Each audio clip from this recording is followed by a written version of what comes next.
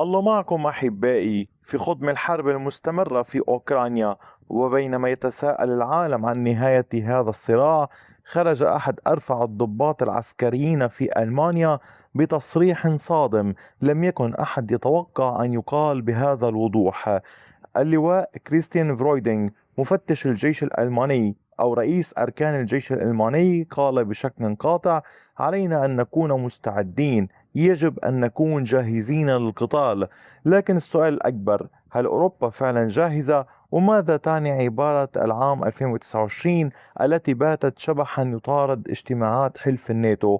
ابقوا معي في هذا الفيديو لمعرفة التفاصيل، وأتمنى مشاركته عند الانتهاء من مشاهدته.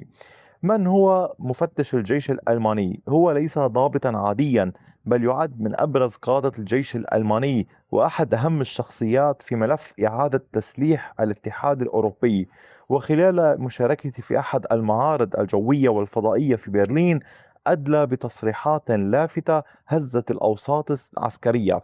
فيما يتعلق بالتحذير حول العام 2029، ليس مجرد جدول زمني ألماني، بل هو توافق استخباراتي على ما يبدو داخل الناتو.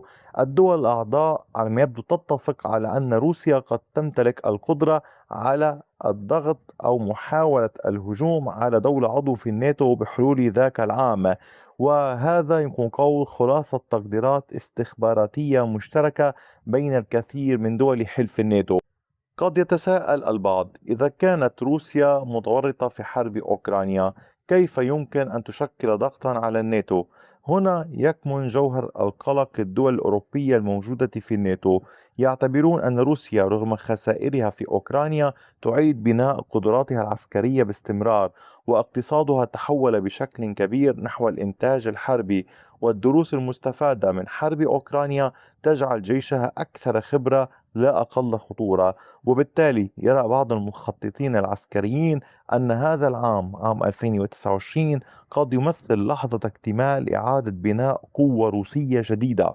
وفيما يتعلق بتسريع التسليح في الاتحاد الأوروبي، فأنا سبق ونشرت عن الكثير من البرامج، وتحديدا برنامج سيف، وعن العديد من الدول، وأواصل نشر كل هذه في فيديوهات في ضمن القناة. أتمنى متابعتها. هنا مفتش الجيش الألماني يعني لم يكتفي بالتحذير، بل تحدث يعني عن خطوات عملية داخل ألمانيا وأوروبا: تسريع الإنتاج الدفاعي، رفع قدرات الصناعة العسكرية، اعتماد حلول مؤقتة لسد الفجوات الحالية. لكن رسالته الأهم كانت واضحة: السرعة الآن هي الجوهر، لأن تطوير الأنظمة العسكرية الحديثة يحتاج سنوات، وأوروبا لا تملك ترف الانتظار.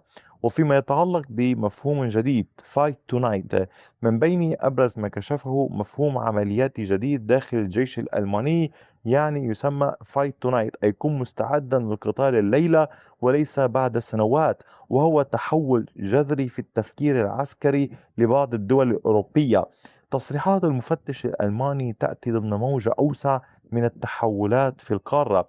بولندا تنفق الكثير من ناتجها المحلي على الدفاع وهي من الأعلى في الناتو، وفرنسا تعزز مفهوم الاستقلالية الاستراتيجية، وبريطانيا تزيد ميزانيتها العسكرية كانت، ودول البلطيق يعني تطالب بوجود عسكري أقوى لحلف الناتو. أما ألمانيا التي كانت لعقود حذرة في ملف التسلح، فقد بدأت تتبنى خطابا عسكريا أكثر منذ السنين الفائتة. والآن يبقى السؤال المفتوح: هل هذا التحذير يعكس يكون قول أمرا حقيقيا، أم أنه جزء من استراتيجية ردع وضغط سياسي لتعزيز الإنفاق العسكري الأوروبي؟ ما يقوله قائم مفتش الجيش الألماني لا يبنى على انطباعات شخصية، بل على تقديرات استخباراتية مشتركة كما قلنا بين دول الناتو. لكن هذا لا يعني أن الحرب حتمية، بل أن الهدف الأساسي هو الردع ومنعها من الأساس. والرسالة الأهم: الاتحاد الأوروبي لم يعد يعتبر السلام أمرا مضمونا كما كان بعد الحرب الباردة. ويبقى السؤال مفتوحا: هل تعتقدون أن روسيا قادرة فعلا على مواجهة الناتو في المستقبل رغم الحرب في أوكرانيا؟ أتمنى من حضرتكم كتابة آرائكم في التعليقات، وشكرا على وقتكم الثمين، وإلى اللقاء بفيديو آخر.